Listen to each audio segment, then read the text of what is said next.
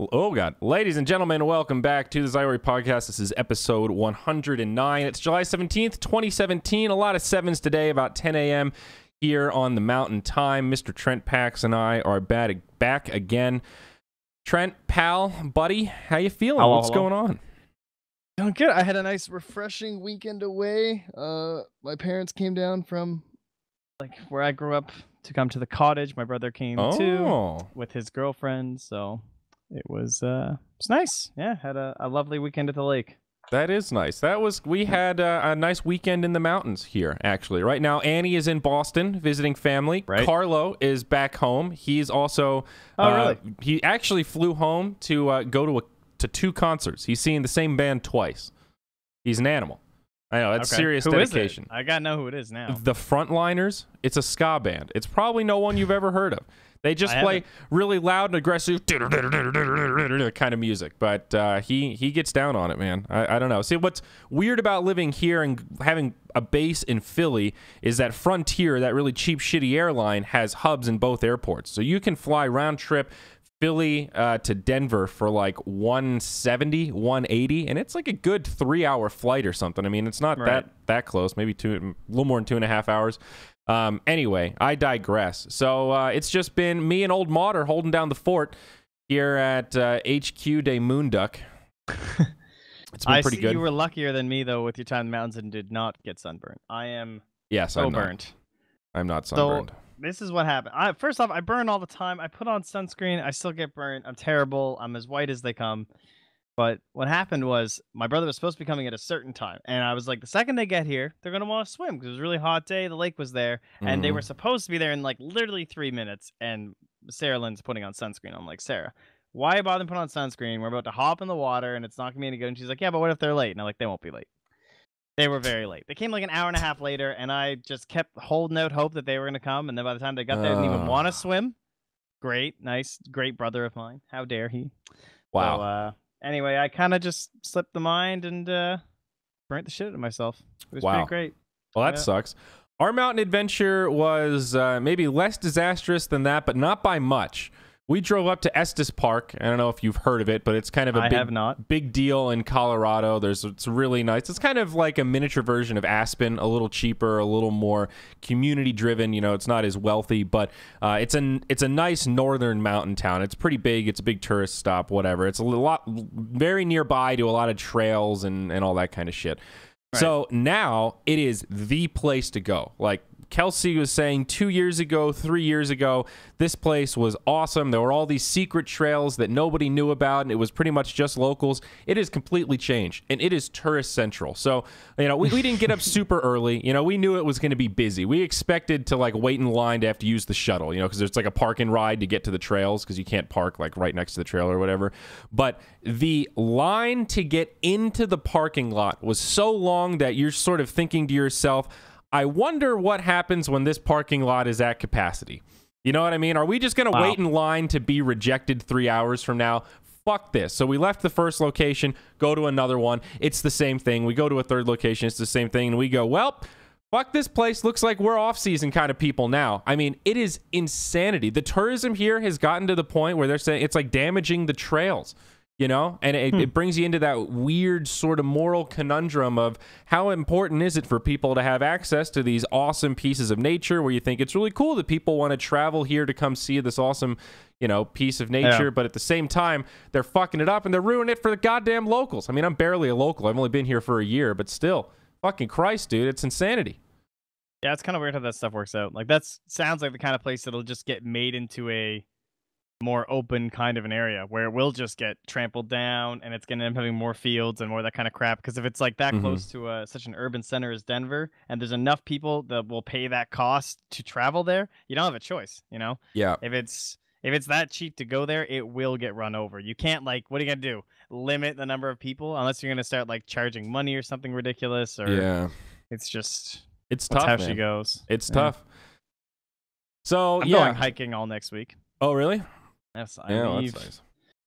We didn't hike. We basically just drove around in the luxury vehicle. Have you never been in a luxury vehicle? Oh, man. Yeah. Kelsey doesn't think that's funny. She thinks it just makes me sound like an idiot. Why? It wasn't your fault. It wasn't my fault. I said the most snooty, obnoxious thing in the world. No, it was nice though. We were driving around in the luxury vehicle, man. Just fucking joyriding in the bends, weaving in between mountains, sunroof down, sunglasses on, listening to some 90s jams. It was a mighty prim Saturday morning, man. I'm not gonna lie. I did have a terrible pub streak though. I went 0-4 yesterday, and I cut it off before it got bad. But my God, dude, the fourth game, we asked our fifth pick to grab a support with some disables, so he went tree and maxed the Q. Let me tell you how good that build is if you've never tried it. The 4-1-1 at level 7, yeah, it's real great. He actually refused to participate and just stood in lane and got passive gold gain and leeched experience. Did literally I mean, if you're nothing. good, it's good. But, oh yeah, I see he went the 0-minute Orb of Venom. I like that you pulled it up tranquils. Immediately. That's good. No, it was terrible. He muted all of us and dude, your just mid was named Kill Yourself. And he was terrible. It was the TA, right? Lena that game. Oh, it was Alina. Oh, that was the enemy TA who destroyed you with a 12-minute deso before she even bought I don't even remember what I shreds. played that game. What was I playing? You were playing AA. Yes, that was a great choice. Yeah, why did I pick AA? I got rolled. I see you bought Tranquils and a Magic Stick. Yes. Oh, you had an AM too. Wow, this game was really perfect. It was really fun. That was my fourth game of the day. So, and I don't know, man. I've hit this weird thing with PUBG where I still like playing it, but solo queue loses its allure once you don't really care about like MMR or anything. You know, like Dota, it's fun because there's something on the line. You know, if I had gone +4 instead, it's like, great, man, that was a +100 MMR day. That's not so bad. I'll settle for that. That's better than the average.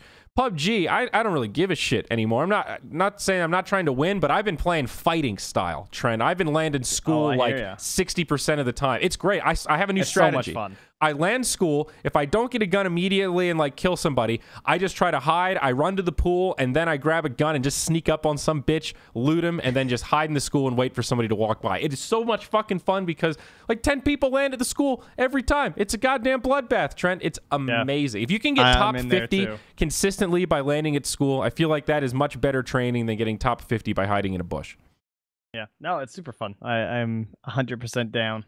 So I've changed my parameters. I used to want to be completely passive and then play once I get top 20, and now I'm like, dude, I want to play when I'm 100th to 50th, and if I make it to top 40, I'm stoked.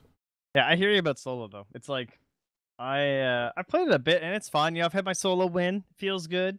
You still get all the nerves and everything, but there's no one to share it with unless you're like streaming or something. And it's like, okay, yeah, there's this MMR thing, but what does it really matter? It's so like, I don't know. It's very subjective, a lot of the ranking. Like, some people consider it, they're just like, oh, so you're in the top 100 because you play a fuck ton, because, like, that factors into it. And then there's also just, like, how many kills are you getting? You know, what's more impressive? You know, you watch that Grimm's guy play, and he gets 14 kills and comes, like, 20th or something. You're still just like, oh, my fucking God, this guy's so good at this game. And yet the guy who won that game might have had 1 kill because he just played the circle right and had, you know, that last kill. And that's cool. That's fine. Yeah. But I don't care about the MMR system in there. I just have fun playing doubles and squads. Yeah, that's part of what makes that game fun, though, is that there's a diverse way to play it. There's multiple play styles. It's a microcosm of Dota or League of Legends or any of those more complex games where there are a lot of different ways you can play the game because there's a million different fucking heroes. That's way harder with first-person shooters because different guns can only be so different. But this game is a cool mix of objectives and just raw deathmatch, and you can kind of win with both strategies in the right situation. And then, of course, you have the RNG that switches it up so it doesn't get stale game to game. I still enjoy it, and I still have fun playing solo queue, but I don't know, maybe I just need to play more duos and squads. I like playing duos with Maw. We just go super aggressive and just chase people, and it's pretty fucking fun. If you can get in a good firefight when you're like top 70, man, that shit's pretty exciting. Camping bridges is a lot more fun when you have a team, that's for sure, too. Yeah, exactly. Yeah. Well, we were playing, I was playing with Gary B and game this morning. It was a good time. Had ourselves second place. I couldn't clutch it. 2v1. I only got one of them. Yeah. Well, I'm curious, man. What do you think about, like, now that we've done a PUBG event, spoiler alert, folks, we're going to do another one because that shit was fun as hell, right? Yes. How do you feel about the model? You know, they've, like, is it Bluehole, I guess? Is that the esports company that we should be giving credit to for all this decision making? I think so. They're the developers. Yeah, Bluehole, they're the developers. Yeah. So they're the ones making these decisions such that you can't run a tournament with more than, is it $100 prize pool or $1,000 prize pool? I think or it's something? 1,000. Something, yeah, $1,000 total. So they're trying to slow roll the esports aspect. They don't want too many eyeballs on the game until it's a little bit more polished. They don't want big money in terms of competitive esports stuff until the game's mechanics are a little bit more refined. And I mean, they've been very vocal about, hey, if you're one of these, hey, we're going to come in and we've got this game plan for $100,000 league. They're like, you can fuck off. We don't want to do that right now. They want it to be community driven, feedback driven. You know, we're doing events for the fun of it because people are enjoying the game and they want to slow roll it in an organic nature. Not everybody thinks that's a good idea. I've talked to a lot of people that think that is fucking retarded. These people need to cash out while they can. This game's a fad. They're lucky to have gotten this much hype around it. They need to start like milking this thing ASAP because it's going to run dry. And I'm not sure. Like, it's a battle for longevity, they could right? be right, to be honest. Did you see what their new peak player count is? No. What? They actually have the 4th highest peak player count of any game ever on Steam. So first is Dota, you know, that was like 2015 or 2016 or something, and then CS:GO, and then the launch of Fallout 4, and then it's these guys. Like, they just beat out Grand Theft Auto in terms of highest peak player count ever. That's crazy. That is crazy. That's an insane amount of money for a early access. Yeah, it's true. Oh, it's totally true. So I guess what I'm getting at is I'm starting to believe, and I guess I never... Yeah, I'm a believer. Didn't believe, so to speak. You know, I really like the idea of, you know, esports is still budding. We need to try all these different kind of innovative models. And also, not all games are created equal. Maybe this is a game that is suited for a more, quote unquote, event-driven environment rather than a competitive-driven environment. You know, I think the other big thing is the fuck. What was I gonna say? The developer guy, the player unknown dude. The fact that all the stuff that we're talking about, where it's like this idea of they don't want people, they don't want that cash infusion. That guy reminds me a lot of Ice Frog. And, you know, he talks a lot and stuff like that, but he kind of has that same little edge where there's like this one very focal guy. Obviously, he's kind of created this whole genre, much like Ice Frog in a sense of just like, you know, him and Yule and everybody like that. He's kind of one of those Pendragon type dudes, one of the OGs. And he's created this game. He's got his team around him. And I like the idea of him like communicating a lot. You know, maybe this is like what the frog was like before everyone yelled at him and he went silent. Yeah. So that gives me a lot of faith to have a face on the game that, you know, I'm sure it sucks because he is identifiable. Like, he gets a lot of hate and flame and stuff thrown onto his social medias, which is something that Ice Frog doesn't really have to look at if he doesn't want to. But yeah, no, there's benefits and drawbacks to both, but it's still, I mean, at this point, there is definitely some proof of concept for like the Ice Frogian model of having this one mysterious figure that might be a collective of figures for all we know. I mean, we have no idea what that workflow is like, but having something that is a focal point, a president, you know, that one leader who has a vision for the game that's in control, that can work. You have to put a lot of faith in that one person, and they need to prove themselves over time. But if they can do that, you know, it's a pretty effective way to give your game some insurance compared to like High Res, for example. You know, they had Tribes for a long time. It's a good game. Then all of a sudden they just decide, yeah, we're not making enough money on this. We're going to go make a MOBA. See you later, dickheads. That's brutal, you know, and that is a little bit less likely to happen, I think, if you have that one person in charge that takes a little more pride in the project, you know? Look at fucking 4chan, dude. It was run by one dude for like 8 or 10 years or some shit. You know, there was a big announcement. He stepped down because he said he was the single point of failure guy, and that was like the bottleneck for the whole operation. But, you know, that... Say what you will about 4chan, but that's massive. You know, just the infrastructure involved in like a server with that much traffic it's a thing. You know, it costs money and you got to manage it and you got to optimize and all this kind of stuff. There's a lot of moving pieces. So there's all over the spectrum proof of concept for that kind of a style of management. Yeah. Go 4chan. Jeez. That guy did that forever. No, I don't know. Were you a 4chan kid like in high school? Fuck no, dude. I'm not into 4chan at all. I didn't really they were very mean to me when I sniffed my balls on the internet. So I never. They don't like me either. Whenever I never stumble forgave across D2G, they not a fan of the old trend. I don't think they're a fan of anyone. I think they really like Cap, and that's pretty much it. I think Cap might be a 4chaner, but maybe. I think that's about it. I don't get it. I wish I got it. Or deny. Yeah, I don't know. I wish I got it, honestly. Like there's some weird mysterious thing around 4chan that it's not just hate speech, or else it would be just hate speech. It's a weird mix of like really hateful stuff with like a couple of real smart people mixed in there. It's weird. It's one of the weirdest places on the internet outside of the dark web, I think, is a good way to summarize 4chan. Yeah, it's like the light version. It's like the titillating spot on the internet, you know? It's like it's the place where people like want to be a little edgy. A little edgy. Yeah, I guess that's a way to put it.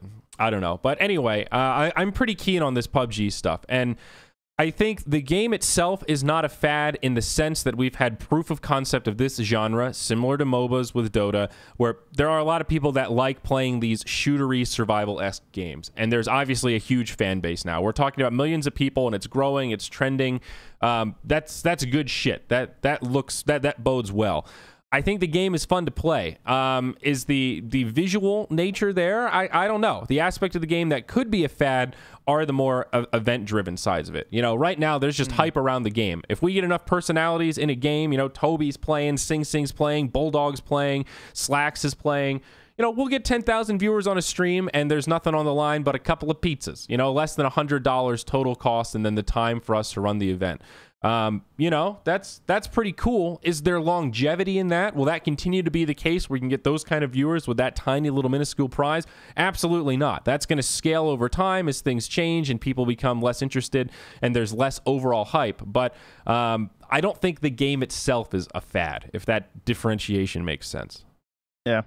The whole idea of like the esports and the spectating stuff too is just like right now for our next event, I'm not going to be physically in Colorado, so I can't really take part in the actual production aspect because it's just, I don't think you can like cast or anything unless you're physically there. Well, I just don't think it's going to work. So there's only, there's two things. We have 2 spectator accounts. So we can, in theory, have one remote person that is in the lobby and dies and then is able to spectate. Right, but I guess it would still be very difficult. Well, maybe it would work. It's just like Dota. You would have your own cam, so you could look at stuff and you could say something like, "Oh, look, over, you know, we're talking about Bulldog," and then you could interrupt and say, "Guys, meanwhile, over on A7, we've got Sing Sing who's in a firefight." You know, stuff like that. You can call shots. I mean, I think having a remote person with access to the map could be helpful, but we have limited access, so it's basically like you or Shane is what it comes down to. So it's not impossible, but it's not the dream. I'll be away. Oh yeah, well, it's. Yeah. But obviously, you know, the game still has a long way to go from a spectator point of view. It still needs a lot of optimization. There's no arguing that. That's a pretty obvious statement at this point.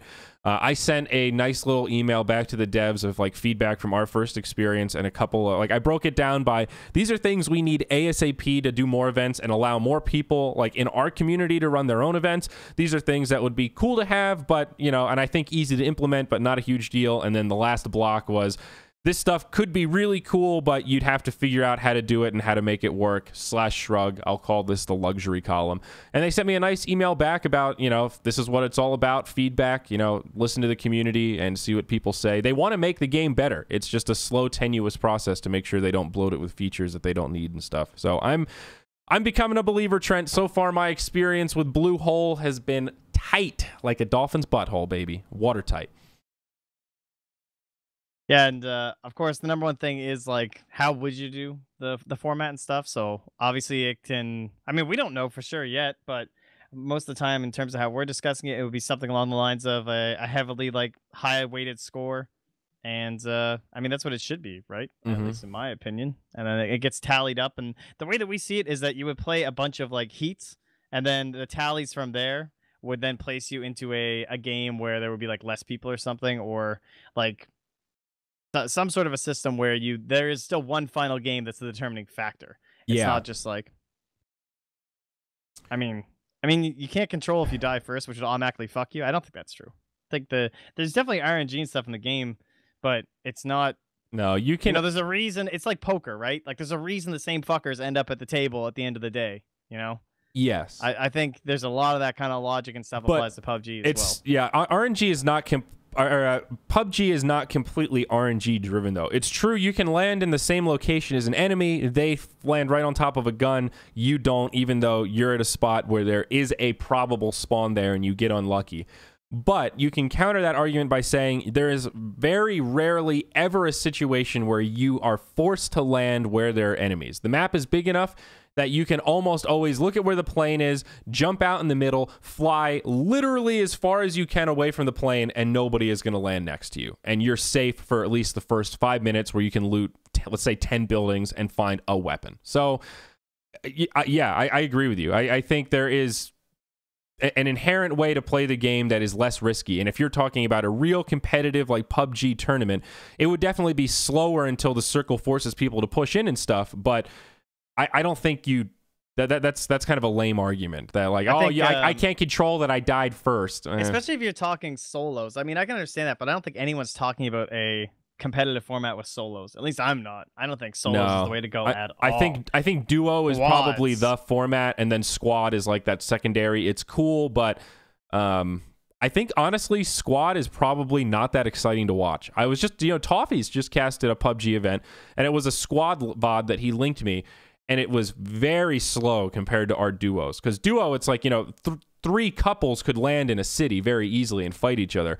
In squad, once one squad sees that another squad is landing somewhere, they're like, all right, fuck it, we're out. If they're in Pochinki and we're not landing first, we're just going to pivot and go somewhere else. Like, nobody wants to fight in the first couple minutes. But I don't know. I mean, I don't think it's impossible. It's just, I think duo is that sweet spot for sure. Yeah, I would agree. Even like 3-person maybe could even be better. Who knows? 3-person. That's actually why an not? Interesting idea. Trios. Do some trios. I'm in for that. See, now that's something we should experiment with. Lightning round, or lightning mode rather, trios. I like that. What if it was squads with like, I wonder if we could do like some sort of a slow res. Is there a slower res? Like, yeah. Can you like make them take like 20 seconds to res instead of 10? I'm actually not sure. 10 might be the max. I'd have to log in and look at the setting. I'll ask Mott to check it out. No, I don't know. Wouldn't it also be cool if you could do a final? So let's say you play 3 rounds, you do the golf scoring to figure out who the top teams are, and then the top half teams play on a smaller version of the map. Yeah, I was thinking the same thing. That'd be kind of cool. Some sort of miniaturized version for half the capacity, so you have like the playoff round where it changes. That's the thing. You want it to somehow culminate into like the, oh shit. It's like the shootout effect. We're like, oh god, how's this gonna end? Will Canada do it? Maybe that new map coming out here soon too. But alas, yeah. So keep your eyes on it, there, ladies and gentlemen. There will be another PUBG event. Yeah, it'll be another PUBG event. Not too far away, actually. Who's playing in it? Do we know? Is it going to be, again, Dota personalities? I think so. Yeah, we need to get the word out pretty soon. I need to poke Mott about that when he wakes up. I think we're going to do it in about a week or so. I think it's supposed to be next weekend. Yeah, it's supposed to be technically 1 week from today. We might have changed it. I think I shrewded the dates. I think I misread the DreamHack dates, and I thought it was going to be the day after DreamHack, but it's actually the same time as DreamHack. So, okay. Not going to confirm the dates right now because I need to double check. I might have actually pulled a Dwight Schrute on that one. So, if Midas Mode, that's a good topic. Midas Mode. It is a good topic because we are actually going to have updates about Midas Mode coming in the very near future. So one of the things about this new environment, the majors and minors, have we talked about that on a podcast, Trent? I'm thinking. No, we haven't. We've only talked about it on What the Duck, right? That's what I'm thinking of because we have talked about it somewhere. I think it was What the Duck. Yeah, it was. Yeah. Okay. So I'm trying to remember What the Duck with Sense Fan and Brax. I'm trying to remember like where we left off that conversation because there were Bulba showed up. There were a lot of question marks, right? And that Bulba showed up and he asked more questions than he had answers, which is not surprising, but more just illustrative of like how chaotic this particular time in Dota is. Well, yeah, because TI hasn't wrapped up yet. So these announcements are for next season. But if you think about Valve, it's like, dude, this is the Super Bowl. All of their focus is on wrapping up this season first. So we have a ton of questions. They probably still have a ton of questions. And I'm sure Ice Frog is not sitting there right now going, gee, I wonder what the plan is 6 months from now. No, they're fucking planning out TI, dude. They are like in Seattle figuring out what the fuck to do in the venue and how they can make the greatest esports event of all time. 100%. 100%, no doubt in my mind. That's what they're focused on. I just hope we get Lindsey Sterling back. I heard never her on know, the radio man. the other day. You never know. Like, oh, give me Lindsey Sterling. Yeah. That was so funny. When she came on stage, I was like, guys, watch this be Lindsey Sterling. I had no idea. And then she fucking pops out. Like, what? Whoa, I've always wanted a bucket list thing for me. I always wanted to see Deadmau5. Always wanted to see Lindsey Sterling. T.I. has made my dreams come true. Thank you, Gabe Newell. That's pretty great. But so anyway, one of the biggest question marks in this sea of questions coming into the next season is what's the deal with different style game modes? Can any of them be minors? Should any of them be minors? Is that going to be allowed? If it's going to be allowed, will teams like it? All this kind of stuff. If it isn't allowed, does that change the prize pool threshold we need for teams to give a shit about these alternative game modes? And by alternative game modes, I mean Elimination Mode, Captain's Mode, Midas Mode, even Captain's Draft falls into that category. So yeah, something that just isn't Captain's Mode. So those are all big questions because we need to know how much money we need for the prize pool to get the teams that we want, right? Elimination Mode with Tier 2 teams is not nearly the same thing as Elimination Mode with EG and OG, right? Yeah. That's part of what makes it exciting, no doubt. It's tough. Really tough. Yeah, so it's tough. And right now, we don't know exactly what that landscape is going to look like, what that schedule is going to look like. So it's a hard time to commit to something like Midas Mode. And, I'm going to propose this internally, but I think doing an Elimination Mode in the near future might be the play because we kind of have it on lockdown already. It's already been developed for the most part. It just needs a couple of tweaks. Teams already know how to use it. That's a game mode we can execute very quickly. If we see a 3-week window, we can just hit the ground running and go for it. Midas Mode is not quite the same deal. It's much more delicate. The timing is much more specific. We need to know months in advance when we're going to do it, how we're going to do it, what the prize pool is going to be, what kind of a format we're talking about, and how we want to, market and handle all of the unique facets of something as complex as Midas Mode. So, anyway, we're going to have an announcement coming soon, and we're going to try to make a pretty definitive statement about how we want to handle our schedule to close out the end of this year, because, again, there's still so many question marks. Patience is the key, I think, a little bit. Everyone right now is afraid to commit to stuff in stone unless you've already, it's like the Summit or, something with a venue where you've already got hotels and flights and all that kind of shit booked. Unless you're a LAN that is locked in, I think everyone else is, oh God, let's wait and see where the dust settles. And especially for something like Midas Mode, for me being one of the people in charge, the question is how much money do we need in the prize pool? And I honestly do not know the answer to that question. Obviously, OG and EG did not play in Elimination Mode 3 for a $25,000 prize pool for the money, right? That is an obvious statement. But the question is, will that continue to be the case? And if not, what is the threshold to get the interest of those teams? Because it's one of those things. Moonduck's not a company that can just say, fuck it, let's just do a $200,000 prize pool. We're on a tighter budget than that. We need to be able to plan it out and do things in stages and have a budget and a game plan. We're not rolling with the PGL coffers. So I don't know, Trent. Not yet. It's complex. It's a great time for Dota, but it's a weird time for Dota, and it's just kind of an odd time for Midas Mode. That was a lot of general specifics right there. Yeah, I mean, that's pretty accurate, though. That's pretty much what we have. I really hope we get a lot of majors and minors next year. I would love to just do more tournaments. That'd be pretty exciting. Mm-hmm. Hoping for it. Like to head over to some places, I mean, I think it's shitty to say because it's been so long now since we first announced Midas Mode that, the concept is not going anywhere, and it's definitely a high priority for us to execute. But I think for this particular event, what's higher priority is making sure it's executed properly. Because again, Elimination Mode is something that we can just scrap together. We have done it before in 3 weeks, from complete green light to first broadcast day, all of the ad sales, literally everything, the entire process in 3 weeks. Simply, that cannot be done with Midas Mode. You can't even have programmers develop it and test it that quickly. The testing alone for something like this is a huge deal. And it's also one of those things where you can't scrap pieces of it very easily. You can't say, okay, we're going to start working on it. We'll build the economy, but then, hey, if it's only a player side thing and the community can't trade stocks and play along with it and have a ladder, we'll just cut that and then add it next time. That kind of ruins the whole point of the game mode.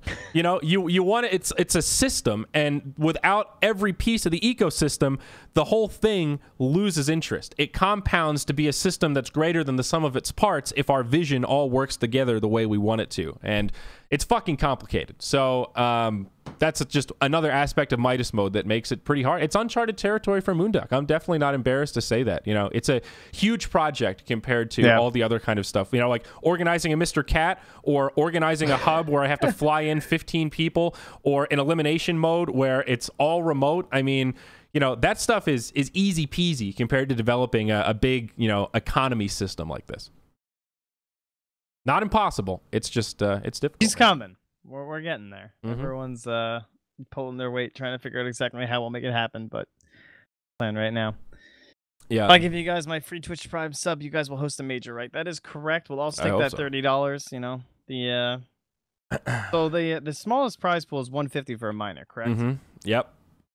I wonder if anyone's gone back and done the math on the tournaments this year. Like what did we even have? Like completed. Can I just open all of these? MDL was prize pool 250. So that's only a minor then, right? Yeah. In major, you have to front 500, and then Valve fronts 500, correct? Correct. And then for a minor, it's 150. So it's one of those weird questions because you can't compare it one-to-one. We had a number of $100,000 land tournaments this year. Yeah. Given these new parameters, if those tournaments were to happen again, pretty much guaranteed they would try to be a minor and just raise that extra 50K because it's completely worth it. You know, it's either 50K or 150K.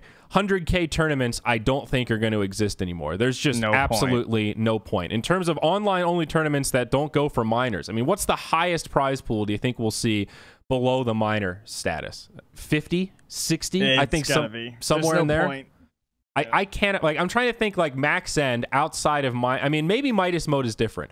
If Valve says Midas Mode is too different, not competitive enough to be considered a minor, and we say, okay, but we still want it to be a grand scale tournament, maybe we would do a $100,000 tournament. I don't know. You know, maybe it would be an $80,000 tournament. That's the kind of thing where you just have to ask teams, do some firsthand research, and figure out, you know, what that price point feels like for teams. Because there definitely is a group of players out there that, I don't want to say they don't care about money, but a lot of them just fucking love playing video games and love playing Dota and really like the idea of game modes that are close but a little bit different to the mode that they have to play 40 to 60 hours a week every fucking week. You know, like Synderen is an example of somebody that, like, every time he has a team that plays in that kind of stuff, they like the problem solving. They enjoy the challenge of, like, it being a different kind of drafting strategy. So that's all the more to say that Midas Mode is not a tournament where it necessarily needs a massive prize pool, because that's just not what the players are playing for. You know, PPD is not playing in Midas Mode for the fucking money. Maybe the Moonbucks. Maybe. I don't know. They probably more valuable than Ethereum at this point. Dude. That is actually, I've been watching that shit. Cryptocurrencies are fucking tanking right now. I've really been since Ethereum bubbled up. I've been really closely following, well, not really closely, but I've been reading a lot more about cryptocurrencies. It's been fascinating me for a couple years, but it's complicated and wonky, and it always seems like a scary thing to invest in, right? But obviously, Bitcoin is, I think it's at like 1,900 right now, but it was up to 2,900. You could have made a lot of money off Bitcoin with if you had just bought $100 worth of Bitcoin 2 years ago, you would have been very happy with that investment, no doubt. Yes. So some people think Ethereum's going to be the next one. You know, maybe this new Aventus bullshit is going to be the next one. Maybe Ripple's going to be. There's a ton of different ways to go about it, but right now the whole sphere is suffering. I think every coin is down except Litecoin, because, like, they're having this big argument about Bitcoin and how they're going to change. They want to do some fork. They want to fork it. So sometime in August, there could become 2 Bitcoin ledgers. They could have like an Ethereum split, like an ETH Classic and now the current ETH. And that's real bad because it breaks the currency into two and it gets all confusing. And it's like experts are recommending you don't make Bitcoin transactions on this certain date range because the ledger might get fucked up. And it's scary, man. It's like revealing some of the potential holes in terms of scaling blockchain technology up like this, and especially on the Bitcoin platform. Yeah. I don't certainly fucking know. do not claim to be a big expert on it all or anything like that. But the second I saw the RL posts start happening with people talking about Ethereum prices and Ethereum and like how much it's worth and how to mine Ethereum, I'm like, get the fuck out. You know what I mean? Like the second it starts hitting that stuff where it's like showing up on RL and the subreddit starts to explode and it's in the news, you know it's gonna plummet. It happens every single time. Yeah. Every time this happens. And like now it's down to what? It plummeted all the way to 130 and now it's back up to 200 or something. I think, well, when I looked this morning, it was at 160, but let's take a look, man. All right, not bad.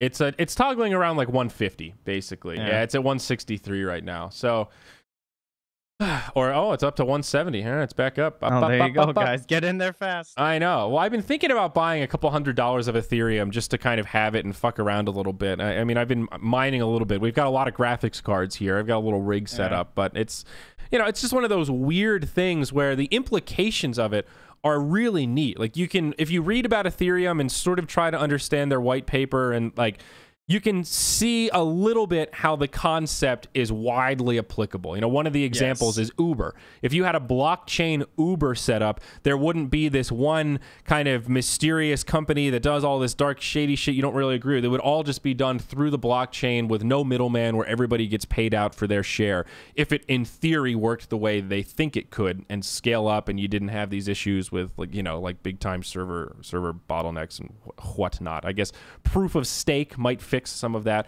but it's kind of wild. The question is, though, is that really possible? And as a lot of people are saying in chat, like these currencies aren't worth shit unless you can turn it into other currencies, which you kind of can. I mean, there are online exchanges. It's a pain in the ass and feels a little bit scary. I've met a few people whose initiatives are to make Bitcoin ATMs. So you can go to an ATM, use your Bitcoin address, and get actual cash out with it, like easily and readily, so it becomes more of a normal currency that you can trade. I think the bigger problem is the volatility, right? The fact that Ethereum has fluctuated plus or minus like 40% in the last 48 hours is pretty fucking scary. If they're all not of our currencies yet, they're just stocks. Imagine if our Moonduck, all of our Moonduck money was in Ethereum, and like the value of our company is just fluctuating. The value of our assets is fluctuating by 30 to 40% day to day. That's ridiculous. That's like Ukraine during wartime 3 or 4 years ago when Russia was fucking invading Crimea, and their currency was tanking. That shit's scary as fuck. And that's why dollars and euros and stuff are so much more stable, because there's so much economy and infrastructure built around it that, they fluctuate and change, but not like that. The dollar is still worth something. The Canadian dollar is still worth a tangible amount of stuff. Well, for now. Yeah, for now. That's true. How's she doing today anyway? Oh, 80 cents on the dollar. Suck it. We're going up. That's actually not good for me. I prefer it when it's down. I mean, getting a phone call. Yeah, they obviously it fluctuates and like currencies can tank and all that kind of shit, but they're a lot more stable than cryptocurrencies, at least right now. So it's nutso. It's very interesting though. It's obviously cutting edge technology, and part of what makes this stuff so interesting and like this potential fork with Bitcoin so interesting is that it's unprecedented. People don't really know exactly what's going to happen. People are arguing because they don't really know what the best course of action is or the best way to move this stuff into the future. It's complicated as shit. So, I'm excited to have a front row seat. What a time to be alive. I'm not that invested in it, so I can take my 0.2 ETH and just fucking pop down some popcorn and be happy about it.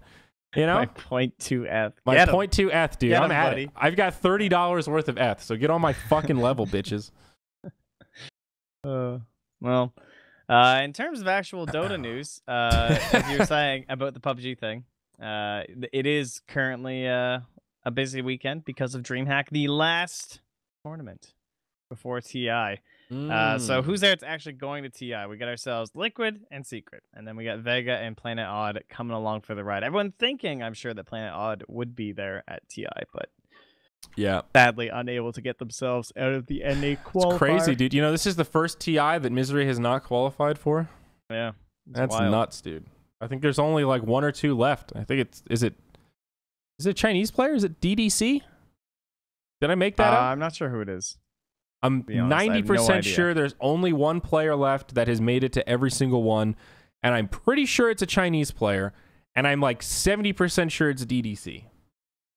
I'm sure someone will have them in chat. I forget them. I might be making up those statistics, but yeah, it's going to be an interesting DreamHack. Obviously, it's in Atlanta, so that's a change of pace. It's on the East Coast in the States, not going to be in Sweden. So part of DreamHack's plan to expand out here into the States, there's going to be a DreamHack Denver coming up, I think, at least in theory. Really? Pretty soon. I think it's supposed to be like October this year or something. Again, I'm kind of making up those dates, but... Are you going to go? I don't know. I should look into that. I probably won't go in the sense that I'll buy a desk and like fucking set up a LAN there. Although I guess I live pretty close. Why not? Maybe I should take a gaming laptop, plug in, and just get railed on energy drinks for 3 days and just watch concerts and play games with strangers. I don't know. Yeah, sounds all right. All right. Yeah, maybe I'll do it. Maybe we'll get a Moonduck booth. Be like, ayo, what's up? Where are our shitty logo, bitches? Moonduck store booth. Yeah, maybe it wasn't DDC. I actually have no idea. Twitch chat doesn't seem to know either. Puppy every TI? Maybe it's Puppy. Maybe there's more than one. I honestly don't know. I thought there was like 5 or something. I regret bringing it up now because I have no fucking idea. Universe probably should be on that list. I saw somebody say his name. He was a sub for TI1, so he still kind of counts. Yeah, I think that counts. Yeah. I wish I could cast the noob stream. I think that would be a lot of fun. But yeah, it'll be an interesting dream. You guys will see us in TI. That's true. In the spectator stance. Get him. I got him. You got him. You did. That's where we'll be. No, but we will be there in full force. I know at least off the top of my head, good old myself, Zyori, Trent Pax, Mott will all be there. Sunsfan will be there. Buka will be there. I believe Shane will be there. I don't think he is he? No, I thought he bought a ticket. I thought he bought a plane ticket so that if you like same as us, if he wasn't invited, then he's gonna go, and if he is invited, then obviously he'll go. But I don't think so. Oh. Okay. Well, that's news to me. I thought that was the tentative plan at least. I didn't realize that he never pulled the or punched the whatever green light on that. All right. Well, I'm probably forgetting somebody else. Annie, is she going? I'm not sure. As far as I know, I think this is public. Shane's gonna do his own noob stream from home. Oh.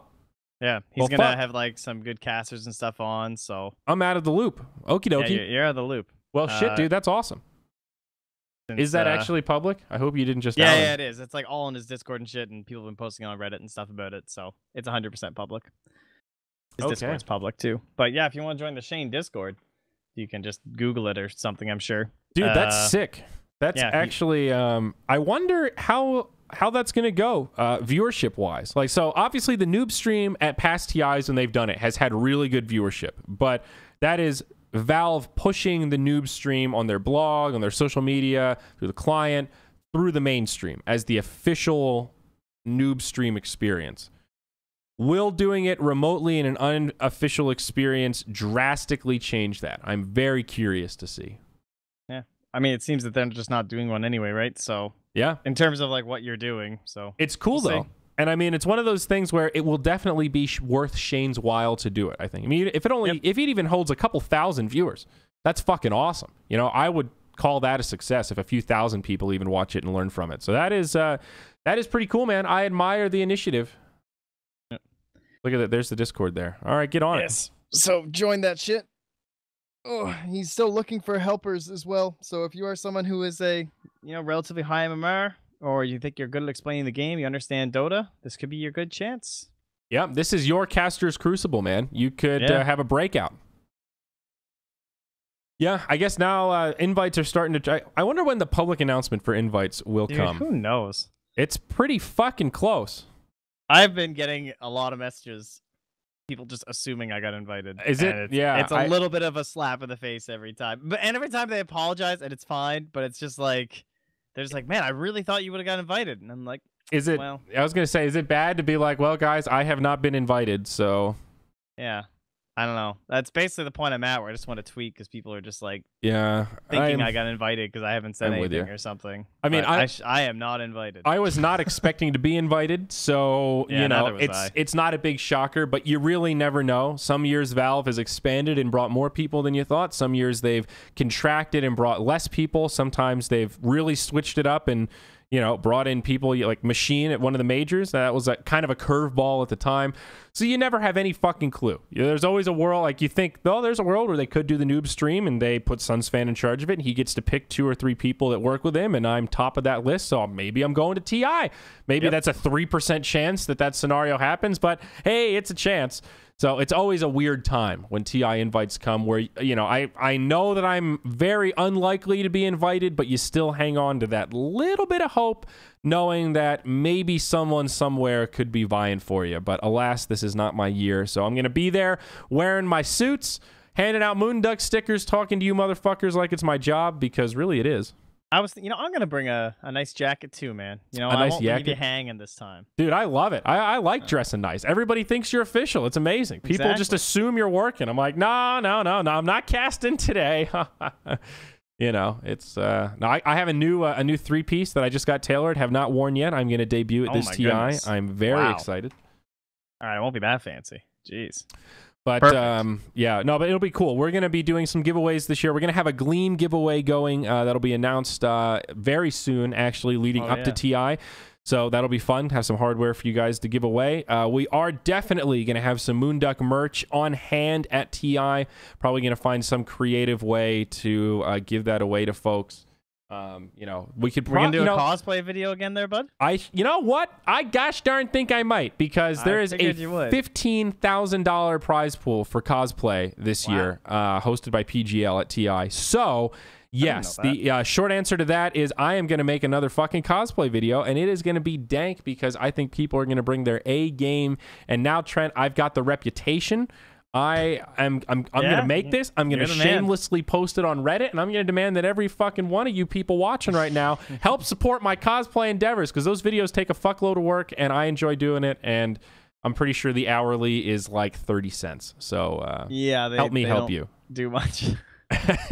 They don't do much. They go into the graveyard that is the Moonduck YouTube. Are we gonna have Buka the cameraman again? I don't know. I hope so. I mean, he might be working on layer stuff, but hopefully. I mean, I like doing a lot of the filming for those videos, but no, it's always cool. I like going to TI as a spectator because it's really fun to have the freedom to just watch games, fuck off and grab a beer in the middle of the day, hang out with fans, and I like watching the games in public places. I would love to work TI, obviously, but there are some drawbacks. It's stressful. You're behind the scenes. You know, you're working the event instead of enjoying the event. When you're just attending and doing Moonduck giveaways and shit, it's fun as hell, dude. You're just handing hippos to people, drinking beers, fucking having a good time. It's great. It's positivity all around, man. It's a good time. The weather's always beautiful. Also, it's Seattle at like the prime time in the year. You're around the Space Needle. There's all these tourists, all these parents that are like wandering eyes, like, well, let's Dota. Let's have it. And you get to sell the game, man. You get to feel the hype. You get to live the dream for a week, Trent. It is one of my favorite weeks of the year.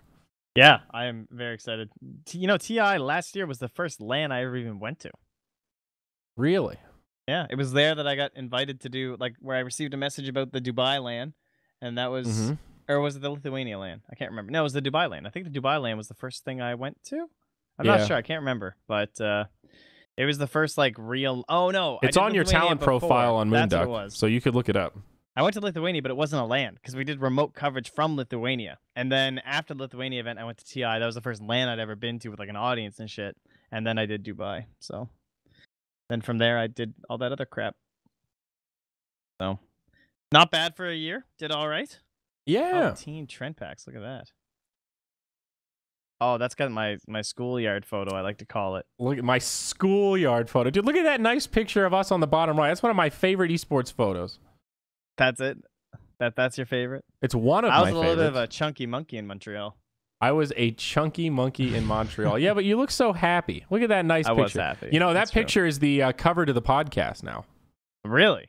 Yeah. Oh, okay. In that big dark spot in the top left, I put in the Zyori logo. I think I've lost like 20 pounds since then. Well, we'll have to take a new picture at TI this year to put up there. Sounds good. But no, it'll be a lot of fun. We'll have stuff to give away. We'll be hanging out with people. We'll be making content. You know, our normal thing is now events do a really good job of doing peripheral content with Slacks and Casey and all these kind of people running around, interviewing fans and integrating cosplayers. So it's a lot harder to make good third-party content at these events than it used to be. You know, like Valve does an amazing job with interviews. It's hard to just go and be an interviewer on your own. I know what we're doing. What are we doing? We are getting the 3G thing, and we're doing an IRL stream. Oh, we're doing it this time. We talked about that. We're doing it. I actually planning now. Okay, no, dude. We're doing it. I'm gonna put it in my notes. We need to start planning one of these days. We're gonna have an actual we should just stream for like 3 hours straight or something while the games are going. We'll have the crowd outside. You know, the game. It'll be like we're just streaming some. You know, the crowd with the game there. No. It'll be like you're watching one of those shitty cams online of a game you want to see. It's literally fucking perfect. I've got the phone for it. All we need to do are like buy some of the unlimited SIM cards and do the rotation thing and we're in, dude. I think it is actually a really good idea. I think if you've watched any of the IRL streams, it's just dudes talking to people and half of it is people recognizing that person. At TI, a lot of people know us. So if we're streaming, we can just talk to people even easier. It's like free content in a way, and it's fun, and it's probably not that expensive. I don't know how much the unlimited SIM cards are, but I think we can rig it up. I've already got the tech on my phone. I've got the app. I bought the add-on that lets you see Twitch chat live while you're streaming. I'm fucking ready, dude. Let's do this thing. This hippo is ready to fuck. All right, we're in. Nobody will recognize us. Yeah, we'll have to. You'll have your 3-piece suit on. It'll be fine. Oh, dude, it'll be good. If you're just walking around with a phone on a selfie stick, dude, people come up to you like, "What are you doing?" Huh? If we're just loudly talking, just like, "Hey, stream," we could be like Andy Milonakis. Shout out to every single donation. 50 cents. Oh shit! Thanks, Party Pete. You know, I wonder if we could. Nah, this is probably too much of a pain in the ass. I was thinking, what if we did a merch thing where we could sell it online, but instead of shipping it, do like a pickup, you know, and just let people pick it up from us at TI, but then I'd have to fly to TI with all this merch. I have to ship it still to Seattle. That sucks. All right, fuck that. All right, well, we'll have some merch to give away in smaller quantities, but remember, guys, the Moonduck store is available, moonduck.tv/store. You can wear our shitty logo. We've got t-shirts, zip-ups, pullovers. We do have some stuff. We do have some supplies available. XL, double XL are mostly sold out, but we send out shipments once a week. The next shipment is going out tomorrow, so if you buy stuff in the next couple hours, I'm going to be packaging up tonight, and you can get your shipment tomorrow first thing. That's next day shipping. I know, it's crazy. It's crazy. moonduck.tv/store. Check it out, guys. We're doing it ourselves, so support the team. You got to support the team. You got to support the team. Is your PayPal all loaded up for the glorious Valve's secret shop? Oh shit, no. I always end up using my PayPal. Yeah, I'm ready to secret shop it this year. Dude. Last year I fucked up and used the wrong credit card and the payment bounced because I bought so much shit and I had to stand in the special line. It took fucking forever. I highly recommend not fucking around with your payments when it comes to the secret shop. It's a cluster. You just want to be another face. Of which, yeah. I just went to their website and look what's there, guys. I just linked it in the chat, a little picture there. Oh, snap. We are currently performing a scheduled maintenance. We will be back as soon as possible. Please check back soon. Ooh. Dude. Scheduled maintenance. Dude. Who knows, guys? That'd be so hype. Rohan. Start seeing the catalog. It's about that time, isn't it? I don't know. It is. It's getting pretty close. They take pre-orders. Dude, this is like the time of year. The hype is getting real.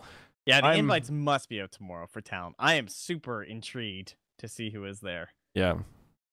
I actually can't wait. Oh my.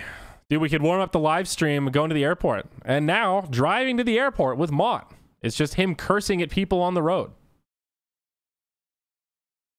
I'm super stoked. Yeah. I did see people got the Nendroids with the chests that aren't even out yet, and they were like redeeming them in the client. It's like temp promotion 6 or something. I think they're shipping from Japan or something, and some people have it already. Yo, real coos. Oh my! All right, Trent. Well, what else is on your mind, man? What else has been irking? Is there anything else going on in Dota? I feel like we've been pretty we didn't really talk about DreamHack. Okay, we could go back to DreamHack tournaments. Yeah. Okay. So 4-team event. Yep. Double elimination. It's like the perfect little lead up. I know it's like a little tease. I'm pretty excited. I think it looks good.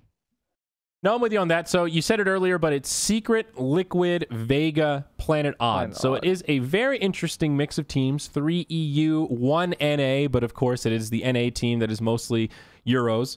So it's pretty cool. And I guess Vega is technically CIS if you really want to break it down that way. What are you thinking favorite-wise here, Trenty? If you had to fill out a prediction bracket, would you have who would be your grand finals pair? I mean, one would think it should be Secret +1, and it should be Liquid. I mean, it should be Secret Liquid. But the question is, how much do they really want to try? You know? Is this one of those rare scenarios where you can actually make an argument for saving strats? It's so close to TI. Like, it's so close. And there's literally nothing. I mean, on the other hand, you're also scrimming like a fuck ton of people right now, I'm sure. They're all in NA. Everyone's here. Pubs are great. I think you're going to see a lot of Winter Wyvern. In terms of like Overpower Cup, I'm seeing her a lot. She's super strong. I'm assuming scrims are completely pumped full of Winter Wyvern right now. She's pretty much the hero. If you guys look actually in the 5K plus, Skim was telling me this morning, and I had to go check for myself. Winter Wyvern's slaying it. She's currently 5th place at a 55.2% win rate, but only a 5% pick rate. So she's doing pretty well. Speaking of which, Space Cow is still insane in 5K plus. 22% pick rate. A quarter of the games. It's the most picked bracket for him, and he's a 55% win rate. That's a good hero. Dude, that makes me want to spam Spirit Breaker to make up that MMR I lost yesterday. Holy shit, I love Spirit Breaker. Dude, where are you playing? You're playing in the 3 to 4K currently. Yes. 58% win rate is the highest. 58 both on Zeus and Underlord. So you could be rocking those bad boys. I have been actually playing a fair bit of Underlord recently. He has been in, I think, not even because I've been playing him, just talking to folks about how he fits into the game. He is going to have a presence at TI. I think 100%. Underlord is pretty fucking strong right now. It's one of those heroes that felt weak after they nerfed Atrophy Aura because it used to be that 1-point wonder to make him an unbelievable laner. He's still a pretty good laner. And again, there's that weird mechanic that people forget about. Hellfire works on Roche. So you know, the other thing about that is that it hits you when you leave the fire. That's another one I find. I catch people all the time. Yes. They like stay one tick too long because then they walk out of it and then they die and they're like, fuck. Yes. So the hero does a lot of damage. It scales very, very, very well. You go this aura-based build that's hard to shut down. He's definitely tempo-based. He needs to maintain tempo and tankiness to be relevant. And if he like really gets shut down in lane, he kind of falls off a bit. But is it called Hellfire? What the hell? Is it Firestorm? Hellstorm? Firestorm. That's it. The Firestorm bullshit. But it also, like, if you go 4-1-1, dude, in pubs, you're just farming all day. You run up to neutrals and you just take them down. You're tankier than shit. If you pick up a Vlad's, you can just kill anything. The hero's kind of versatile, and of course, there's always the possibility for clutch plays with the ultimate. In terms of like 5K plus pro level Underlord, that ultimate is nutso. It lets you punish so well after team fights in the mid game. Yeah. It's like a troll warlord without having to deal with the drawbacks of a troll warlord. You win a team fight, you just TP to the closest fucking creep to wherever their towers are and just start going to town, baby. Yeah, it's pretty ridiculous. I'm in on the Underlord. I like him. I like it when he's on my team. I enjoy having him when I'm playing like a good 4 initiator or something, or maybe like an Undying or something. That's just like chaos, dude. Like if you're playing Undying and there's an Underlord to your team, and he's got these auras on top of you, you're decaying people. There's a tombstone in the middle of the pit of Malice, and they can't even hit it. Oh, yeah. So much fun. Underlord Disruptor is good too. Someone just brought that up in chat. It's a really nasty combo. You get the kinetic field on top of the Pit of Malice, and it's pretty disgusting. You also forget how good Underlord is at holding high ground. Pit of Malice is incredible at holding high ground. Like, they have no choice but to run into it. The thing's fucking huge, and if you can force in team fights, it's actually a game-breaking hero. So anyway, that's my... I'm done cranking it to Overlord, but he's pretty fucking awesome. He's definitely got major issues with like competitive gaming. I think the initiation, it's very difficult to make Undying effect or Underlord effective in a competitive match a lot of the time. It's hard to get a good lane matchup. You have to pick him into a situation where you're pretty confident he'll be able to do something in lane, I think. Yeah, I think that's not his worst thing though. I think in turn, because like he can still fall back to jungle and he has Firestorm and stuff, and he can do decent. To me, it's just like the whole mid game phase where if they have anything decent in terms of dodging you and just pushing waves and other lanes, you're You can't find the fight as Underlord. You need like really strong push. You have to build around him. And I don't think you pick that hero thinking he's our initiator. He's our like team fight counter initiator, sort of. You know, you need to build a fight around him where you have a lot of other ways to start the fight, a lot of other stunts and controls. His stuff has decent cooldowns. You know, they're 10 seconds plus on all of his spells. So we'll see, but I think we'll see him get picked up a couple of times. That is my bold TI prediction. Trent, are you gonna bet on this TI? Are you gonna put in a couple of loonies on an underdog to win? I don't bet. It's unethical. Are you gonna get one of those crazy 50x payouts for the crazy Pinoy team to make top 3? Can you bet on that? I probably, dude. It's TI. It's like the Super Bowl. You can bet on everything. That's true. It's unethical. Nah, I won't be betting. I don't know. Supposedly it is because of our glory. People seem to think we have some secret information, but yeah, I don't know, man. I don't know. I don't bet cash either, but I think people are weird about it.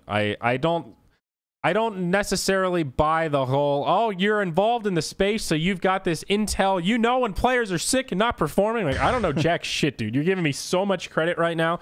Yeah. Like because I have some of the players on Skype, they're like telling me what they're like. I guess. I see in theory how it can be abusable. Had Taco Bell and Applebee's last night in Dunzo. No fucking chance. He was telling me all about it. It was so good. I mean, I get how, in theory, it could be abusable. And I think with stand-ins in particular, because that is like one of the biggest things with betting you see. When you're like in a lobby, people say, oh, there's a stand-in. Zyori, who's the stand-in today? Because teams don't always tweet it or announce it and that like before bets close. And that's a big fucking deal. That's a huge, you know, that really sways odds and stuff. So that is a situation where as a caster, you might know ahead of time and you could ensure that bet is placed. But still, I mean, who's getting hurt here? The betting company loses out on some shitty odds? I mean, world's smallest violin, dude. Like, Jesus Christ. Yeah. You know, it's not like you're stealing money from the other poor young gamblers that didn't know who the stand-in was. So that's a whole, I mean, I guess that doesn't really change the moral equation, but to me that does change a little bit. Like, okay, well, maybe it's not a victimless crime, but come on, man. Come on. I always think about how fascinating gambling is. Like, there's a reason, you know, how many esports sites, like Dota esports sites in terms of like news coverage, have you seen pop up and just die? I can think of 15 or 20.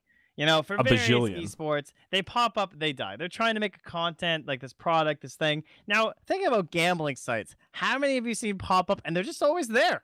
They're just there. Like, there's probably like just 60 fucking sites that show up and they're just there because they just make money. Like, it's insane. Yeah, it's actually crazy. Like, why don't we just start a betting site, dude? Why not?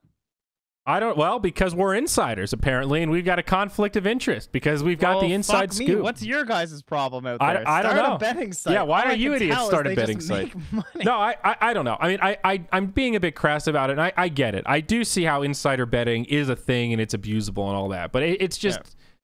I don't know. I guess from my perspective, it feels like a crazy thing for people to say because I'm just not in the loop on that kind of stuff. You know, like I guess maybe it's because I'm a shitty bettor. I feel like I'm not abusing anybody. I'm just an idiot. So whatever. And I see how people with a more not maniacal, but a more malicious intention could game that system, and it's kind of fucked. But you're right, dude. The amount of requests that we get from new betting sites that I've never heard of are just like, hey, Zyori, I see that MOONDUCK makes Dota content. We're a new esports startup, esportbetbitcoin.gg.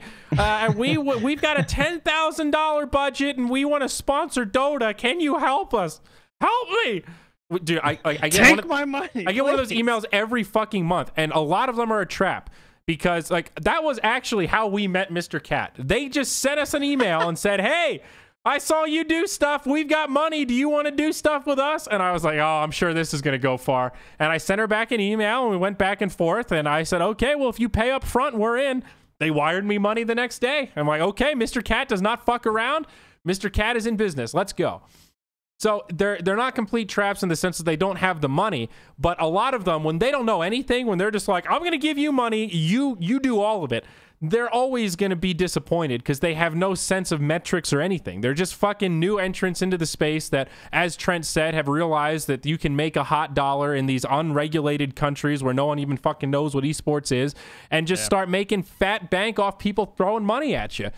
But I don't understand the back end. What is the user base? There must be a fuckload of money. There must be a shitload of people out there gambling on esports for so many of these companies to start up and kind of stick around at least long enough to be around. Yeah, it's I don't know. It's just not my thing. I've never really been into gambling. I don't do it. Like in Manila and everything, I wasn't gambling. I had a lot of fun watching Cap and Merlini and Grant gamble a bunch. That was really funny.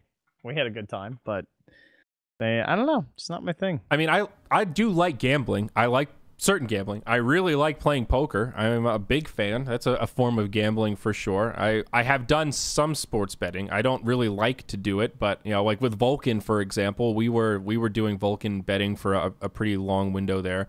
By we, I mean BTS we, not you and I we. But it's fun. I get it, but it's just crazy to me. These betting sponsors have such a ridiculously high, like, what they're willing to pay for a new user, whatever the word is for that rate that is eluding me right now. Their number is so much higher than any other sponsor endemic in the space. It's just ridiculous. It's outside of like G2A, because they have no margins. It's just fucking servers. They don't need people to run it. All these formulas and shit are automated for the most part. You just pay a couple people to run it and manage it and just steer the fucking ship. You take a cut of literally every transaction, and as long as shit doesn't break, you're just rolling in the cash. It's amazing to think, like, who sets these odds? Like, who is the person? Because they have some system that's generally pretty goddamn good. Like, I'm usually very impressed. I look at the odds for most sites, and yeah, sometimes I'm like, whoa, that's wrong. Like, that's like 20 or 30% off. But for the most part, they're within, I would say, 10 to 15% of what I would view to be correct. I consider myself to be pretty knowledgeable on most matchups. I know most teams pretty damn well because I cast like every region. But I just think like who the fuck could be doing this as a person? Like, they must have some very nice algorithms that just happen to be good. Yeah. I don't know how to say it.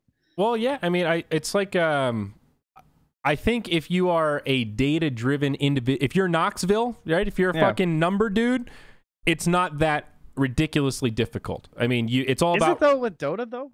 Like, well, it's not about predicting that particular game. It's just about coming up with either an ELO or MMR system where you just pit teams against each other, and the more data you have, the smarter the system is, and you can just run permutations across the odds and see what the likelihood that this team will beat the other team, and then you can deduce the numbers in your favor and set margins on it.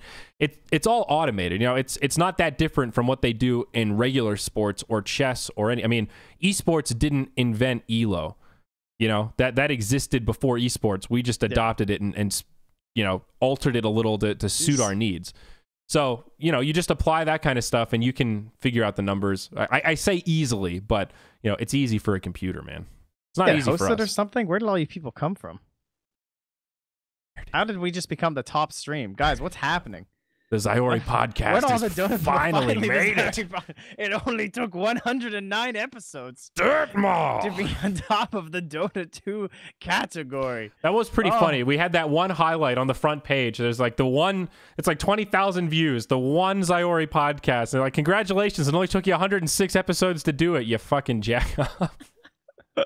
Remember when I did Zyori Podcast number 99? Hotbid was watching, and he thought it was the first podcast I had ever done. He was like, wow, that was pretty good. That was pretty good turnout. Then he was like, oh, I didn't realize this was your 99th.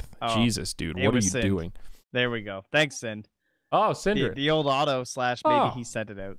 That's pretty so funny. Nice. Thank you, Syndrin. That's great. That's good. So, I mean, I always host Syndrin after I finish like SCA Dota or something. I see Syndrin streaming. First place, I send him the host. Well, that's true. I mean, because I know the people will be pleased. Well, unless Shane's on too, and he's got like Now I feel like we need to wrap up this podcast with a little more Dota chatter. We've been going for about 108 minutes, so we're probably getting to the tail end here, folks. 5 to 10 left on the Zyori Podcast. Replug that Moonduck store, man. We need to send Syndrin some merch. We need to send Syndrin some merch. Yeah, that's what this needs. Hit the store button. Hit the store, Syndrin. Go. But no, it's a good time for Dota. Always excited for the lead up to TI7. I am really excited for the Secret Shop. I know we teased it earlier, but every single year they come out with items that just make me go, how the fuck did somebody come up with this? Like, that's one of the great things about Valve.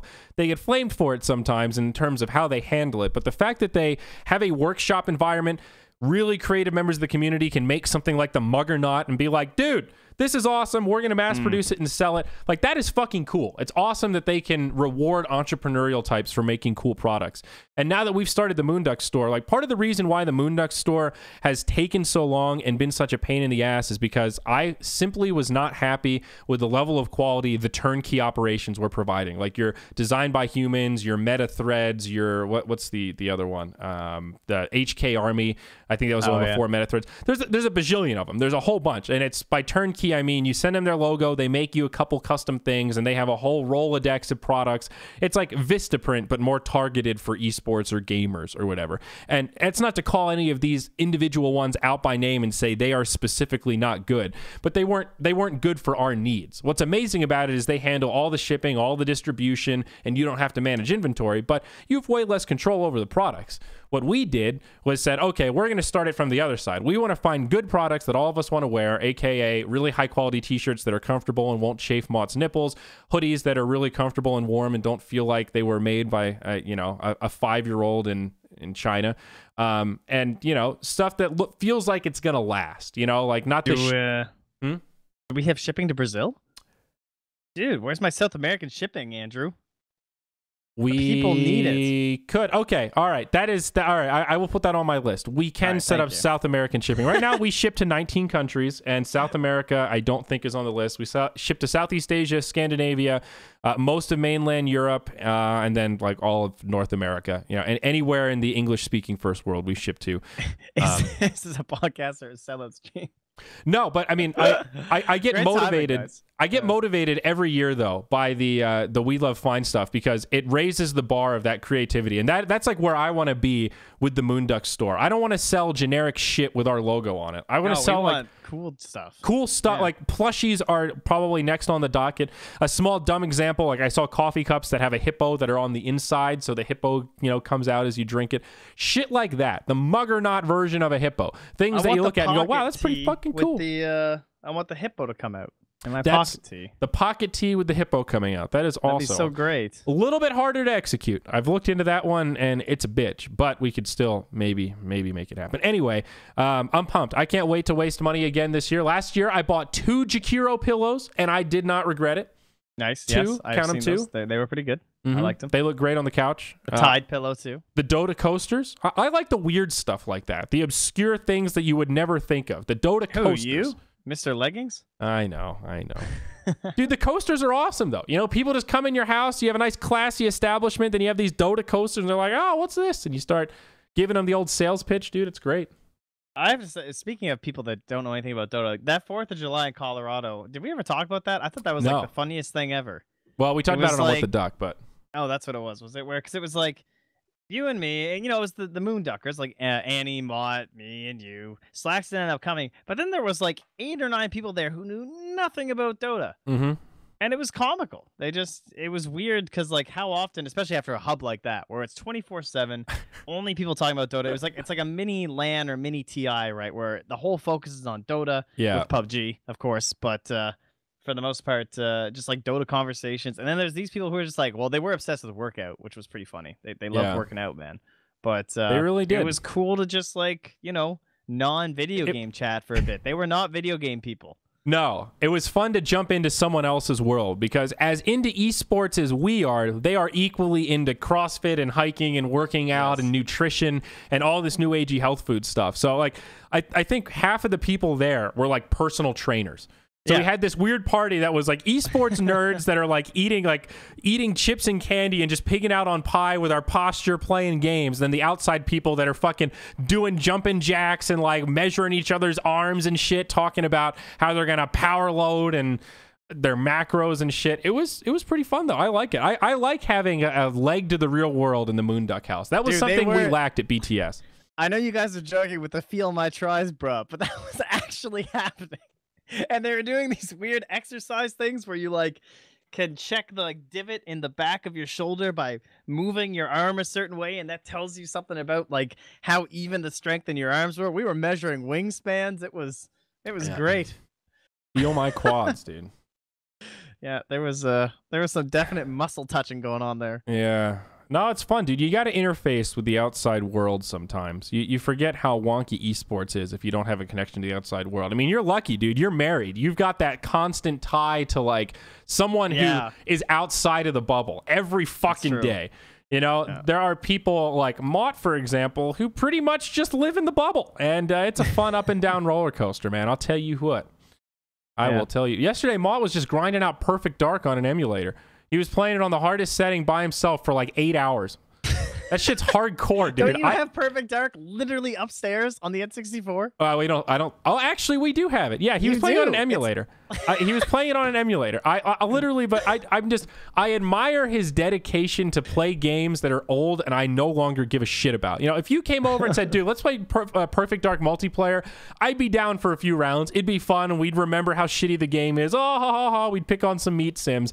To sit there and like grind through the multiplayer, like what is the end game here? After 8 hours, he just said, I'm bored. I'm going to go take a nap.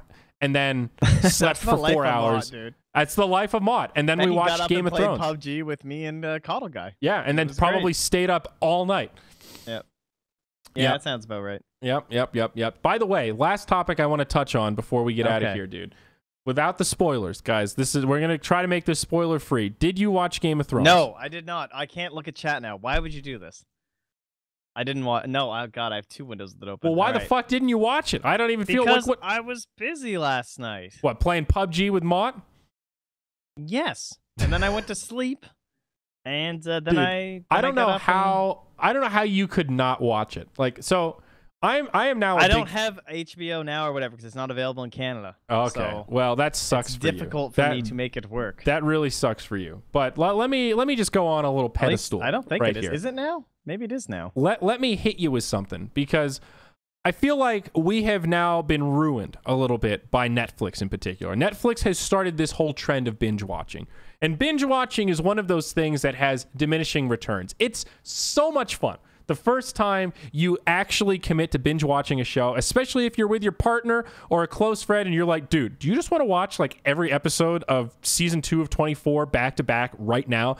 And you're like 10 hours in and you're just wired on Red Bull, just like, oh, Jack Bauer.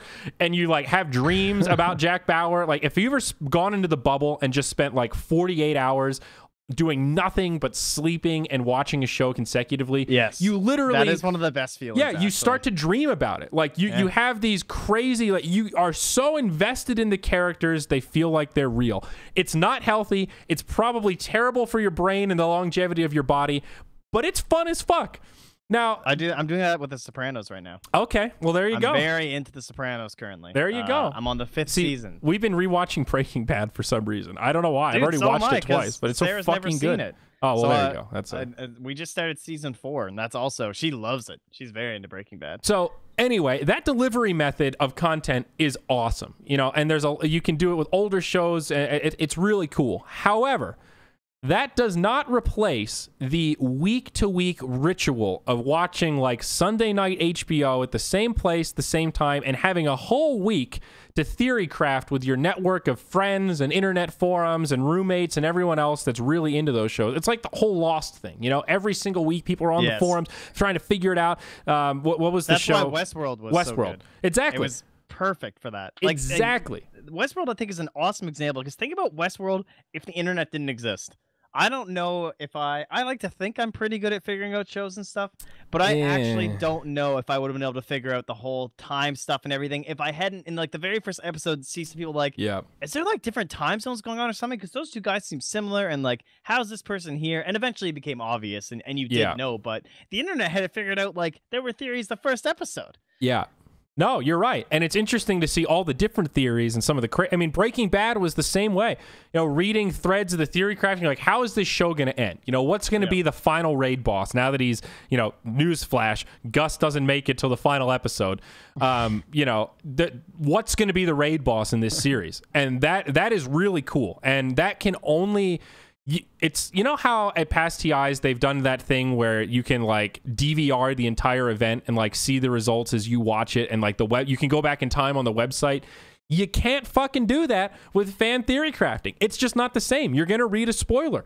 You know, you're not going to be able to absorb the theory crafting in the same way until that next week episode come out. So dude, I am into it. I fucking love the weekly ritual of watching those shows and being on the edge of your seat and then just being like, I'm going to spend the whole next morning thinking about what the fuck is going to happen in next week's episode. And I love that this season of Game of Thrones, I don't know if you're aware of this, but they lowered the number of episodes and increased the length of each episode. So I think it's only 7 episodes, but each episode is 65 minutes or something like that. Ooh. Or not 65 minutes, 75 minutes. They're like 10 or 15 minutes longer. So basically every episode is a fucking movie at this point, which is kind of cool, you know. And it's interesting. I kind of made those numbers up, but it's something like that. It's less episodes and they're a little bit longer. So I'm into it, dude. I like that old school way of consuming television content. I love the HBO shows currently. I think Game of Thrones, man, it's getting awesome. And part of the reason Game of Thrones is worth watching right now, not only because it is the tier 1 cutting edge show that literally everybody with a pulse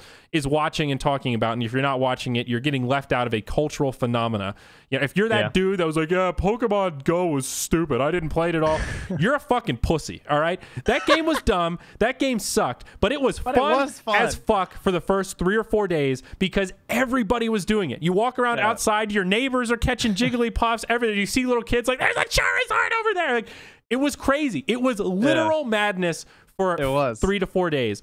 And if you slept through that whole thing, if you were a curmudgeon that said that's dumb, you literally missed out on a cultural phenomenon. Dude, that's just not going to happen again. You missed it. I actually had an amazing experience with that because we were in Lithuania the day it released in Europe, and it was Gareth and I and a guy named Adam who was working with us for this tournament thing, and we were walking around because they had those massive open squares right in Europe, and it was just packed, and everyone was catching Pokemon. Every single person was walking around with their phone out, and we were like going around to all these different like memorials and stuff, and like we were seeing the city and checking all these statues and shit, and there were people just running around catching Pokemon, and everyone was so nice and chipper. It was great. And then, you know, you go back now, I'm sure it's relatively empty in comparison. It was just, it was madness. Like, oh yeah, everyone was outside. I mean, Westworld was very much like that. Like, Slacks would come over every Sunday. We had a weekly ritual. We'd watch it with him and Cheese and like theory craft and, you know, talk during the show and all this kind of stuff. It's really fun when you have a group of people like that and you can, you know, really get into it and watch it together. I don't know, man. It's just a cultural phenomena. And the last point I want to make about Game of Thrones and why, if you're not watching it, you fucking should be right now, is because the show is surpassing the books, right? R.R. Martin, the author of Game of Thrones, he's old, he's fat, he's unhealthy as shit, and he is gonna die before he finishes the series. It is like a guaranteed fact of science at this point. The guy writes slower than shit. He's been working on this series his entire life, and he's not done yet. So they have now looped him into the show. He is a writer of the show, and there are things happening in the show now that haven't happened in the books and probably will never happen in the books because R.R. Martin's not fucking writing them. He's writing the goddamn show. So like that whole thing with Hodor, man, that was like they used him to write that in as like, this is where we want this character to go. So there is now character development happening past the books. If you're one of those people that is surrounded by those douchebags that are just like, the books are totally better. If you haven't read the books, you don't even understand Game of Thrones the same way. Fuck you, all right? It is a 10 out of 10 tier 1 television show with an amazing budget, an amazing cast, amazing production. It is incredible. You don't need to read the fucking books to understand why Game of Thrones is a goddamn good TV show. And now you can tell all those people to shut the fuck up because they're along for the roller coaster just like you and me. And that's not to say the books aren't good. Like maybe like actor wise, who do you think gives the best performance of the series? Oh, okay. Arya Stark. What's her name? Emilia Clarke is the one that plays Daenerys. But Maisie Williams. I think Maisie Williams. I think Arya Stark is probably one of the hardest characters to play. I would agree. You have to be a tomboy without being a tomboy. She just has to do all this really weird shit, and I think she makes that character really human, really, really personable. Think about like the growth of that person too, like in terms of like how far, like she starts as like this kid and then has to like basically go through like adolescence or whatever and like the craziest scenarios feasible. You might be right. Mm-hmm. Yeah, I think most overhyped probably Jon Snow. Yeah. I don't know. He's like the safe bet. I like the character, but do I like the actor? Like, I don't know. I like Kit Harington. Okay. I don't hate him, but like, I feel like that guy could be more. I don't know. Maybe that's just me. I feel like someone could have really like fucking owned that character. Maybe. And he could just be like so amazing, but he always feels so bland. He's just like, oh, he always looks like someone took his candy and won't give it back. He's got this face where it's just like, yeah. No, I kind of know what you mean. That's how I feel all the time. He has that very stoic vibe, I guess. Yeah. I mean, I think Peter Dinklage is my number 2. I think Tyrion is it's another exceptionally diverse and difficult character that just like, you know, you're biased because he has such a crazy storyline. It's hard not to like Tyrion, but I think it's just a really good execution of that character.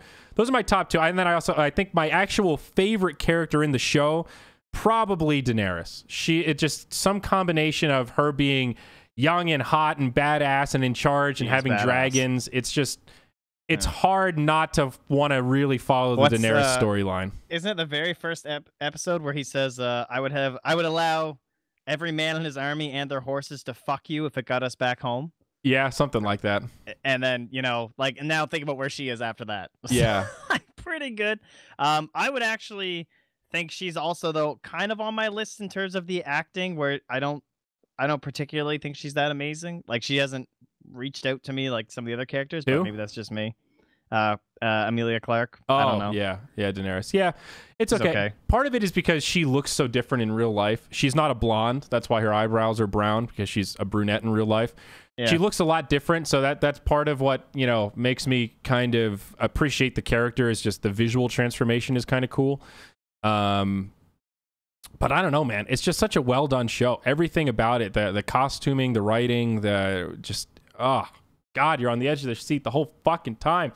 First episode, there's 2 goddamn decapitations and a midget that's getting a blowjob. That's like the greatest series premiere in the goddamn world. Let's be real. I don't know about you, but for me, Game of Thrones was a show that sent me back to watch shows that, like, I've never seen The Wire still. I'm kind of saving that one. Yeah. I did start watching The Sopranos and everything, like Breaking Bad and all that kind of stuff. I never really thought a lot about, I don't know, just like TV, big TV in general, like those kind of like premiere kind of shows. Because like one thing when I started watching Game of Thrones, one of the hypest things, of course, is that people just die. Yeah. Like, what the fuck? And I thought that was a very Game of Thrones thing, where it was like these unexpected deaths and stuff. But the more I went back and watched other shows, like 6 Feet Under is another fantastic show. Love that show. Yes, amazing. But there's that kind of same element in there where like someone just fucking dies or something, like, oh shit. Yeah. I guess that's always been a pretty powerful thing in terms of these kind of TV things that I never really watched. Sopranos, of course, very much the same thing. Yeah. So I remember saying as a kid, how come the main character never dies? And that's the thing about Game of Thrones. They want it to be unpredictable and crazy, so at any point anyone could be killed, and they just keep one-upping it. It's nutso.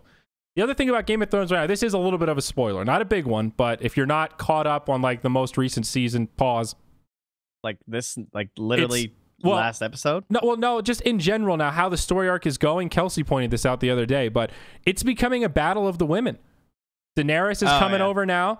You know, these are spoilers, but like Cersei's doing shit, right? She's kind of in control of some stuff. For the Ironborn, right? It's now Theon's back, what's her face? But that girl, she's very much in charge. There's that little girl that Jon Snow's working with.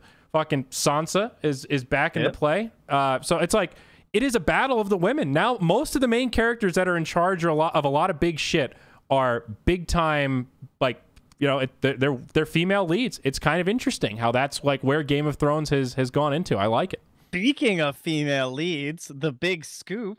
Did you hear about this? Doctor Who, or what's it called? Doctor Who? Is that what it's called? Probably. Am I wrong? I don't know. That's the name of that show, wasn't it? Jeez, Doctor Who. I just kind of lost my brain. That really long-running British show. Yes. Yeah. Doctor. It's Jodie Whittaker. Have you ever seen Broadchurch? I'm guessing no. No.